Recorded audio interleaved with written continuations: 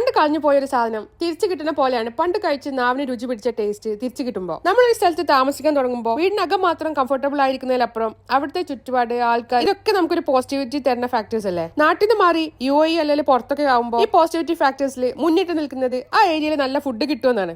സത്യം, നമ്മുടെ കാര്യം മാത്രമല്ല, കുറെ പേര് പറയുന്നത് കേട്ടിട്ടുണ്ട്. അക്കാര്യത്തില് മുവൈലിൽ നല്ലൊരു സ്പോട്ടിലാണ് എത്തിപ്പെട്ടത് എന്ന് വേണം പറയാം. പക്ഷെ ഇവിടെ ഇപ്പൊ ഇത് പറയാൻ കാരണം ഞങ്ങൾ പണ്ട് അബുദാബി താമസിച്ചിരുന്നപ്പോഴേ അല്ല, അബുദാബിയിൽ ഫസ്റ്റ് വരുന്നതിന് മുമ്പേ കേട്ടു തുടങ്ങിയതാണ് റിത്താജ് ബിരിയാണിനെ കുറിച്ചിട്ട്. ഹസ്ബൻഡിന് അതിലാരോ കൈവിഷം കൊടുത്ത പോലെയാണ്. വരുന്നവർക്കും പോരുന്നവർക്കും എല്ലാവർക്കും റെക്കമെൻഡ് ചെയ്യും. എനിക്ക് കൈമാരിയിലുള്ള ദം ബിരിയാണിക്കപ്പുറം ഒന്നിനും ബിരിയാണി ആയിട്ട് അംഗീകരിക്കാൻ പറ്റില്ലെങ്കിലും ഇത് പറഞ്ഞ് ഇഷ്ടപ്പെടുത്തിയിട്ടുണ്ട്. അവിടെ നിന്ന് ദുബായിക്ക് മാറിയിട്ട് 5-6 കൊല്ലം കഴിഞ്ഞിട്ടും അബുദാബി പോകുമ്പോഴേക്ക് മൂപ്പരിപ്പം പണ്ട് റിത്താജ് ബിരിയാണി കഴിച്ചിട്ട് മത്തായി ഉറങ്ങിയ കഥ എടുത്തിട്ട് സമയക്കുറവ് കാരണം പിന്നെ അധികം പോകാൻ പറ്റിയിട്ടില്ലെങ്കിലും റിത്താജ് ബിരിയാണിക്ക് ദുബായിലോ ഷാർജയിലോ എവിടെയെങ്കിലും ബ്രാഞ്ച് ഉണ്ടോ എന്നുള്ളത് ചെക്ക് ചെയ്യുന്നതിനെ പറ്റി ആലോചിച്ചിട്ടേ ഇല്ലായിരുന്നു. ആ ഐറ്റാണ് ആക്സിഡന്റിലായിട്ട് സ്മൈലീസിലെ റെക്കമെൻഡേഷൻ ആയിട്ട് വന്നത്. മാത്രമല്ല 2 കിലോമീറ്റർ ചുറ്റളവിലാണ് ലൊക്കേഷൻ ഉള്ളത് കണ്ടപ്പോ ഏതൊക്കെയോ സിനിമയുടെ ക്ലൈമാക്സ് ഡയലോഗ്സ് ഒരുമിച്ച് വന്ന പോലെ ആയിരുന്നു.